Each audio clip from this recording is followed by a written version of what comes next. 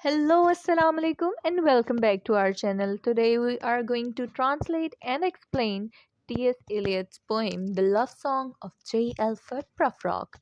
So, it is written in 1915 and it belongs to modern era and the modern age.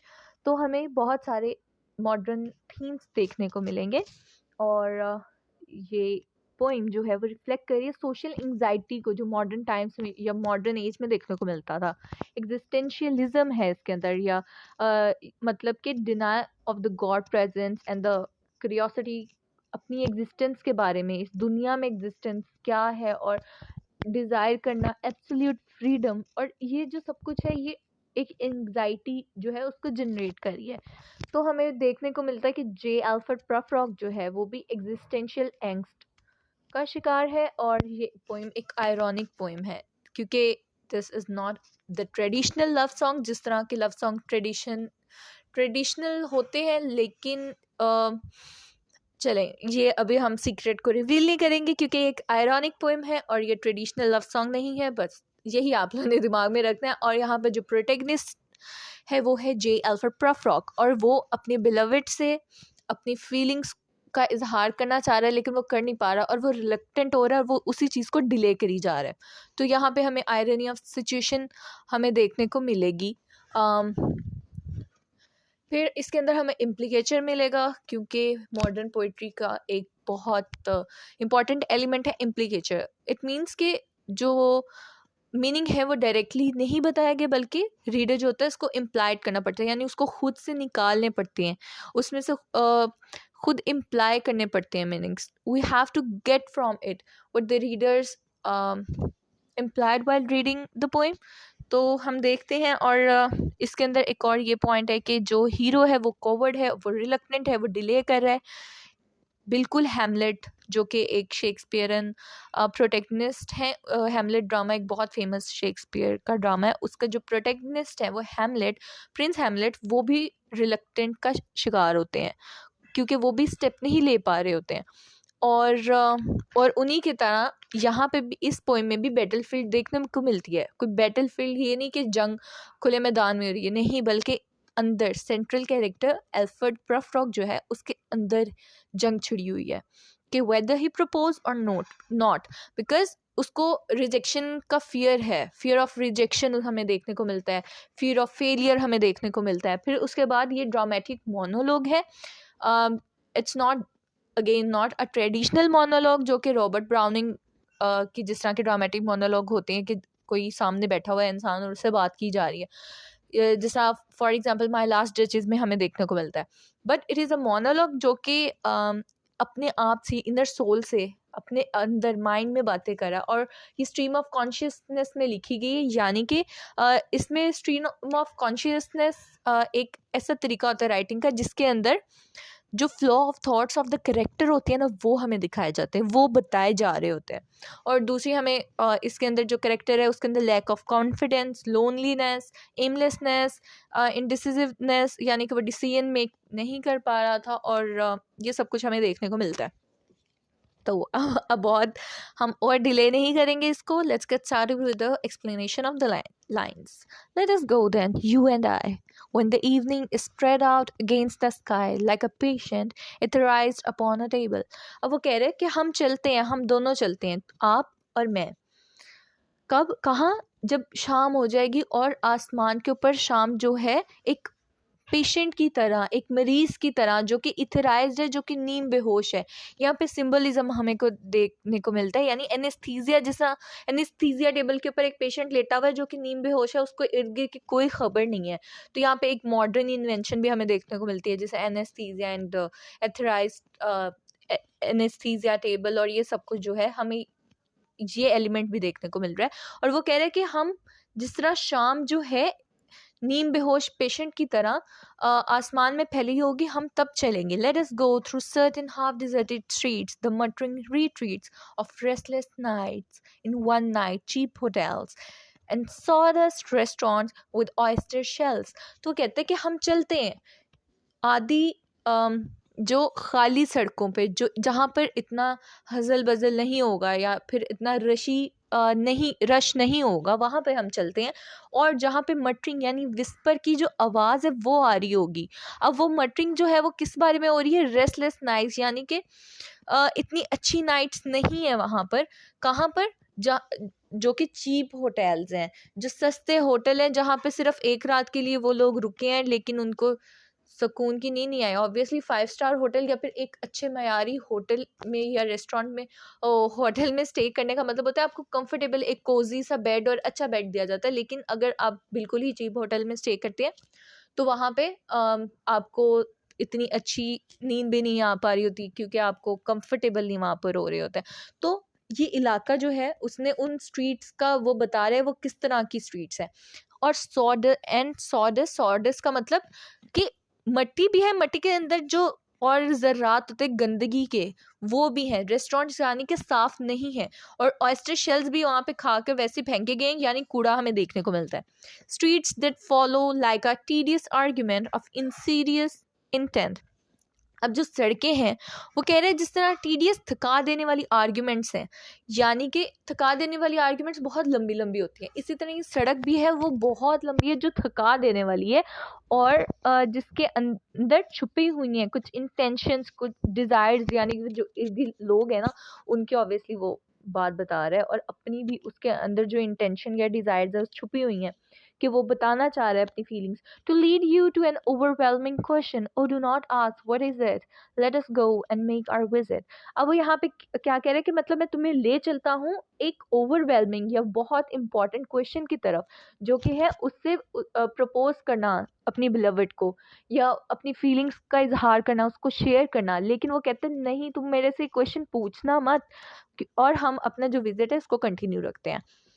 अब यहाँ पर हमें देखने को मिलता है स्ट्रीम ऑफ कॉन्शियसनेस का फर्स्ट एग्जाम्पल तो हमें यहीं पर मिल गई ना, कि उस वो क्या बात कर रहा था और उसने फ़ौरन से जंप कहाँ पे किया? In the room the women come and go, talking of Michelangelo. Michelangelo एक 16th सेंचुरी का इटालियन पेंटर है, और वो यहाँ पे एक रूम की बात कर रहा है कि जहाँ पे औरतें अंदर आ जा रही हैं। अब यहाँ पे जो और बात किसके बारे में करी है? उस माइकल एंगलो के बारे में जो इटालियन पेंटर है। अब वो उस पेंटर के बारे में, उसकी पेंटिंग के बारे में मॉडर्न वुमेन बेशक ना जानती हो, लेकिन उन्होंने तो उसके बारे में बात करनी है कि जिस तरह वो तो बहुत कुछ जानती हैं। और यही मॉडर्न मैन की एक चीज़ है, इस क्वालिटी हमें देखने को मिलती है कि उन्होंने हर चीज़ के बारे में ना कमेंट लाजमी करना होता है। ये तो एक स्टायरिकल स्टेटमेंट है एक तरह से पोइट की तरफ से, कि जो मॉडर्न मैन है जो या मॉडर्न वुमेन है उसको हर चीज़ के बारे में डिस्कशन करनी है, बेशक उसके बारे में नॉलेज हो या ना हो। Next stanza, the yellow fog that dropped its back upon the window panes, the yellow smoke that dropped its muzzle on the window panes. अब yellow का मतलब होता है कि impure है। yellow चीज़ तभी हो जाती है जब impure हो जाती है। तो fog यानी कि धुंध। yellow पीली धुंध जो है वो अपनी कमर यहाँ पे पर्सोनिफाई कर दिया गया है, उसको एज ए एनिमल क्वालिटी दे दी है। जिसमें बिल्लियाँ जो कैट्स होती हैं वो अपनी जो बैक होती है, अपनी कमर होती है, उसको खिड़की के जो शीशे हैं, विंडो पैन्स हैं, उनके साथ रगड़ती हैं। वैसे ही जो येलो फॉग है वो रगड़ रही है और रब कर रही है। और इसी तरह जो येलो स्मोक है, अब स्मोक का क्या मतलब है? धुआं। ये भी इंडस्ट्रियलाइजेशन का आउटकम होता है, जो धुआं निकल रहा होता है। अब वो क्या कह रहे हैं कि जो येलो स्मोक है वो रब क्या करिए अपनी मजल को। मजल होता है कि एनिमल्स का जो फ्रंट पार्ट होता है ना उनके फेस का, माउथ, लिप्स, नोज वगैरह, उसको वो रगड़ रही है खिड़कियों के शीशों के साथ। ये भी पर्सोनिफाई कर दिया गया है। फिर उसके बाद वो कहते हैं licked its tongue into the corners of the evening, lingered upon the pools that stand in drains. अब वो यहाँ पे क्या कह रहे हैं? वो लिक कर दिया, चाट रही है अपनी टंग के साथ, अपनी जुबान के साथ। कौन? ये स्मोक और फोक, स्मोक और फोक इवनिंग के हर कोने को उन्होंने लिख किया है, उन्होंने उसको चाटा है अपनी ज़ुबान के साथ, उन्होंने फिर से पर्सोनिफाई किया है। और उसने क्या कहा? Lingered upon. लिंगर्ड अपॉन का मतलब होता है हंग अप, हंग अपॉन या डिलेड या स्टे लॉन्ग टाइम के लिए जब ठहरा होता है। और हमें देखने को मिलता है जो पूल्स या पानी जहाँ पे खड़े होते हैं ना, पानी जहाँ पे खड़ा हुआ होता है या रुका होता है, वहाँ पर हमें ज़्यादा धुंध महसूस हो रही होती है, ज़्यादा फीलिंग आ रही होती है कि यहाँ पे थोड़े ज़्यादा अरसे के लिए वो रुकी हुई है। एज़ कम्पेयर टू स्ट्रीट्स है, लाइट्स चल रही है तो हमें इतनी धुंध महसूस नहीं होती, लेकिन कहीं पे पानी हमें या फील्ड्स वगैरह नज़र आ जाती है, वहाँ पे वो ज़्यादा देर ठहरती हैं। फिर कहते हैं let fall upon its back the soot that falls from chimneys, Slipped by the terrace, made a sudden leap, and seeing that it was a soft October night, curled upon curled once about the house and fell asleep. अब यहाँ पे क्या कह रहे हैं कि ये जो फोग है या स्मोक है, ये सोत के साथ जो ब्लैक पार्टिकल चिमनी से निकल रहे होते हैं ना, उनके साथ मिलकर आ, उनके ऊपर गिरती है, उनके साथ मिलती है और टेरेस से स्लिप करती है और एक सडन लीप क्रिएट, लीप का मतलब होता है जंप, एक अचानक से वो छलांग मारती है और वो देखती है कि ये तो एक अक्टूबर नाइट है, यानी कि अराइवल ऑफ विंटर है। यहाँ पर अराइवल ऑफ फॉग हमें देखने को मिलता है कि फॉग जो है विंटर की निशानी है और अक्टूबर नाइट्स हैं ये। अक्टूबर में धुंध होना स्टार्ट हो जाती है, ख़ास करके इंग्लैंड और जो उस तरफ के एरियाज है, थोड़ी ठंड वहाँ पे ज़्यादा देखने को मिलती है। और वो रैप कर लिया उसने घर को, और वो डीप स्लीप, स्लीप का मतलब होता है गहरी नींद सो चुकी है अब। And indeed there will be time for the yellow smoke that slides along the street, rubbing its back upon the window panes. There will be time, there will be time. और कहते हैं बहुत टाइम है, हर चीज़ के लिए time है। जो yellow smoke है उसके पास भी चल सड़कों पर घूमने फिरने के लिए टाइम है, और अपनी जो बैक अपनी कमर है उसको रब करना, रगड़ने का भी टाइम है। किसके साथ? खिड़कियों के शीशों के साथ। फिर हर बहुत टाइम है, बहुत टाइम है। And to prepare a face to meet the face that you met, there will be time to murder and create, and time for all the works and days of hands that lift and drop a question on your plate. Time for you, time for me. अब वो क्या कह रहा है कि हम उन लोगों टू प्रिपेयर अ फेस, यानी कि अपने आप को तैयार करने के लिए भी टाइम है। यानी हमें अब किसी से मिलना है तो हमें पहले प्रिपेयर होना पड़ेगा, पहले तैयार होना पड़ेगा, तो यानी कि उसके लिए उसके पास उसका भी टाइम है। और अगर किसी चीज़ को किल करना है या डिस्ट्रॉय करना है उसके लिए भी टाइम है, चीज़ को दोबारा से बनाने के लिए भी टाइम है हमारे पास। और हर चीज़ का वक्त होता है ना एक, वो अब स्पेसिफाई कर रहे हैं, ये फिर डिले ही है कि वो प्रपोजल अपने डिले कर जा रहा है कि उसके लिए भी एक वक्त है, वो आ जाएगा तो मैं प्रपोज कर लूँगा, अपनी फीलिंग्स का इजहार कर लूँगा, अपने जज्बात उसके सामने खोल के रख दूँगा। और वो कहते हैं कि अपने दिन के सारे काम करने के लिए हमारे पास टाइम है, और यहाँ तक कि ये भी टाइम है कि मैं अपना क्वेश्चन उठाऊं और तुम्हारी प्लेट के अंदर रख दूं, अपनी बिलविड की प्लेट के अंदर, यानी कि मैं तुमसे क्वेश्चन भी कर सकता हूँ। इतना टाइम है और तुम्हारी प्लेट में वो क्वेश्चन रखो और तुम उसका आंसर दो, और time for you and time for me, तुम्हारे लिए भी टाइम है और मेरे लिए भी टाइम है। And time yet for 100 indecisions and for 100 visions and revisions before the taking of a toast and tea. तो कहते हैं 1000 बार डिसीजन को सोचने का और उससे मुकरने के लिए उसके पास टाइम है, उसके पास इतना टाइम है कि वो 100 मरतबा उसके बारे में ड्रीम भी कर सकता है, विजन यानी कि इमेजिनरी वर्ल्ड में खो के उसको विजुअलाइज भी कर सकता है, और उसको रिवाइज भी यानी कि दोबारा से भी सोच सकता है अपने उस डिसीजन को। कब ये सोच सकते हैं, कब उसके पास टाइम है? एक टोस्ट खाने से पहले भी, एक चाय का कप पीने से पहले भी उसके पास इतना टाइम है कि वो ये सब कुछ कर सकता है। अब वो दोबारा से वो लाइन रिपीट कर रहा है, in the room of the women come and go talking of Michelangelo. फिर आ जाता है, and indeed there will be time to wonder do I dare, and do I dare, time to turn back and descend the stair with a bald spot in the middle of my hair. They will say how this hair is growing thin. और वो कहते हैं कि Indeed, यकीनन, बेशक, हर चीज़ के लिए time है, लेकिन क्या मैं हिम्मत कर सकता हूँ? क्या मैं जो अपने जज्बात है उनका इजहार कर सकता हूँ? अब वो यहाँ पे जो उसने डू आइडिया को रिपीट किया है, यहाँ पे वो एम्फेसाइज कर रहा है, ऑब्वियसली वो एम्फेसाइज करके बताना चाह रहे कि उसके लिए कितनी इंपॉर्टेंट चीज़ है फ्रॉक के लिए। और वो फिर आगे से कहते हैं वक्त हो चुका हुआ है कि अब नीचे उतरा जाए। डिसेंड का मतलब होता है ऊपर से नीचे, स्टेयर्स को नीचे उतरा, स्टेयर्स से जब हम या सीढ़ियों से ऊपर से नीचे आते हैं तो वो डिसेंड ही हम कर रहे हैं ना, तो वो कहते हैं कि अब ऊपर से नीचे आने का वक्त हो गया। किसके साथ? उस वो थोड़ा सा जो गंजा है, थोड़ी बाल स्पॉट है, यानी बाल का मतलब गंजा होना, स्पॉट यानी थोड़ा सा स्पॉट है उसके मिडल ऑफ द हेयर, यानी उसके सर में दरमियान में। और वो कहते हैं कि विमेन जो हैं दे विल से, विमेन जो हैं वो कहेंगी कि इसके जो बाल हैं वो कितने थिन होते जा रहे हैं। My morning coat, my collar mounting firmly to the chin, my necktie rich and modest but asserted by a simple pin. मेरा मॉर्निंग कोट यानी वो जवान और फिजिकली ओल्ड है वो, लेकिन वो ड्रेसअप जो है वो यंगस्टर की तरह हो रहा है, और उसका जो कॉलर है वो स्टिफ है, तभी तो वो चिन को लग रहा है, क्योंकि जब एक शर्ट नहीं होती है ना तभी उसका कॉलर स्टिफ होता है, वरना वो ऊपर खड़ा नहीं रह सकता, जैसा लड़कों का थोड़ा सा स्टाइल होता है ना ऊपर कॉलर को खड़े करने का। तो ये भी दिखाया जा रहा है, उसने एक नई शर्ट पहनी है जो कि उसके कॉलर जो है उस तक खड़े किया हुआ है और उसकी चिन को लग रहे हैं।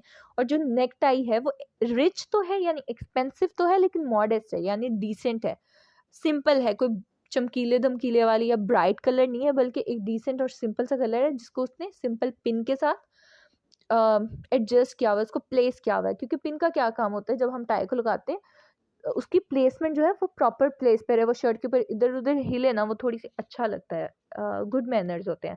They will say but how his arms and legs are thin, do I really disturb the universe?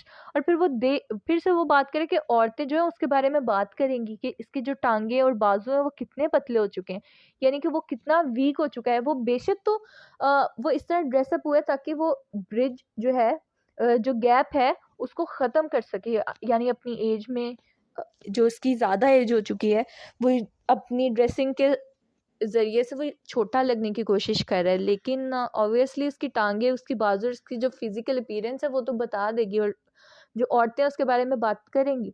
वो फिर कह रहे हैं, do I dare disturb the universe, क्या मैं हिम्मत कर लूँ कि मैं पूरी जो यूनिवर्स है उसको डिस्टर्ब कर दूँ? क्योंकि उसके नज़दीक जो ये मैटर है या वो अपनी जो फीलिंग्स है उसका इजहार करना चाहता है, उसके लिए तो वही उसकी बिलवेड ही दुनिया है ना, उसकी पूरी दुनिया, पूरी कायनात उसके लिए उसकी बिलवेड है। तो वो ये कह रहा है कि ऑब्वियसली वो उससे ये क्वेश्चन करेगा या उससे पूछ प्रपोज उसको करेगा, तो वो थोड़ी सी डिस्टर्ब तो होगी कि मतलब उसको मे बी उम्मीद ही ना हो इस बारे में, और वो हिला दे के भाई मैं तुम्हारे लिए फील करता हूँ, और वो चौंक जाएगी। तो उसके लिए वही दुनिया, वही कायनात है, तो वो उसको डिस्टर्ब करेगा। तो इसको यहाँ पे हाइपरबली का यूज़ करके वो कह रहा है कि क्या मैं पूरी दुनिया जो है उसको डिस्टर्ब कर दूँ? In a minute there is time for decision and division which a minute will reverse. वो यहाँ पे ये कह रहे हैं एक लम्हा है कि मैं डिसीजन कर लूँ, मैं फैसला कर लूँ, या अपने फैसले को दोबारा से एनालाइज कर लूँ और उसको बदल दूँ, क्योंकि अपने फैसले से पीछे हटने के लिए या रीथिंक करने के लिए भी मेरे पास टाइम है, एक लम्हा ही लगना है उसको भी। For I have known them all already, known them all, have known the evenings mornings afternoons, मैं सबको जानता हूँ, मैं तमाम औरतों को जानता हूँ, मैं सुबह शाम दोपहर सबको जानता हूँ। I have measured out my life with coffee spoons, I know the voice is dying with a dying fall beneath the music from a farther room. वो यहाँ पे ये कह रहा है कि मैंने बहुत ज़्यादा अपनी लाइफ में कॉफ़ी पी है, कॉफ़ी स्पून। अब यहाँ पे ट्रिवियल एक्टिविटीज़ है ना, उसकी छोटी छोटी एक्टिविटीज़, अब वो कॉफ़ी स्पून से मेयर कर रहा है, यानी कि उसने अपनी लाइफ को कॉफ़ी पी पी के बस गुजार दिया है, कोई ख़ास इतना कोई इंपॉर्टेंट काम नहीं किया। और जो voice dying with the dying fall, जब म्यूज़िक बज रहा होता है ना तो आवाज़ राइज एंड फॉल आती है उसके अंदर, सिंगर की आवाज़ में, इंस्ट्रूमेंट्स की आवाज़ में, तो उसको कहीं दूर से आवाज़ आ रही है म्यूज़िक की। अब वो फिर से क्वेश्चन कर रहा है, so how should I presume, यानी कि क्या मैं उसको प्रपोज कर दूँ या मैं अपनी फीलिंग्स का इजहार कर दूँ? And I have known the eyes already, known them all, the eyes that fix you in a formulated phrase, and when I am formulated, sprawling on a pen, when I am pen and wriggling on the wall, then how should I begin to spit out all the buts and of my days and ways? And how should I presume. अब वो यहाँ पे क्या कह रहे हैं, मैं तमाम नज़रों को जानता हूँ, वो नज़रें जो कि फिक्स हुई हैं, गड़ी हुई हैं मेरे ऊपर, और वो उनको बियर नहीं कर पा रहा और वो औरतों को फेस नहीं कर पा रहा। तो वो ये कहते हैं कि जब मैं उनके शहर में, जब वो लोग मुझे देख रही होंगी तो मैं उस शहर में जकड़ा हुआ हूँगा, तो मैं अपने आप को एक कीड़े मकोड़े की तरह महसूस करूँगा। स्प्रॉलिंग यानी क्रॉल करूँगा, जो कि इंसेक्ट क्रॉल करता है ऑन अ पिन, पिन के साथ। एंड और जिस तरह के मुझे एक दीवार के ऊपर पिन कर दिया गया है धागे को, और मैं उसके इर्द गिर्द हेल्पलेसली, या रिंगलिंग का मतलब है स्ट्रगल कर रहा हूँ, हेल्पलेसली स्ट्रगल कर रहा हूँ और घूम रहा हूँ ताकि मैं उन नज़रों से बच सकूँ। तो फिर वो कह रहा है कि क्या मैं बात को शुरू करूँ, यानी अपना प्रपोजल जो है वो सामने रखूँ उसके, और एक्सप्रेस करूँ तमाम बट्स एंड, यानी सिगरेट का जो एंड पे टुकड़ा रह जाता है ना, यूजलेस जो चीज़ होती है उसको बट एंड्स कहते हैं। तो वो कहता है कि क्या मैं एक्सप्रेस करूँ अपनी जो बट एंड्स है, जो ऑर्डिनरी या यूजलेस थिंग्स हैं, अपनी ज़िंदगी के। तो यहाँ तक आज के लिए काफ़ी है, हम इसको कंटिन्यू करेंगे। Please watch the next video and if you like the video please like comment and share it. Thank you so much.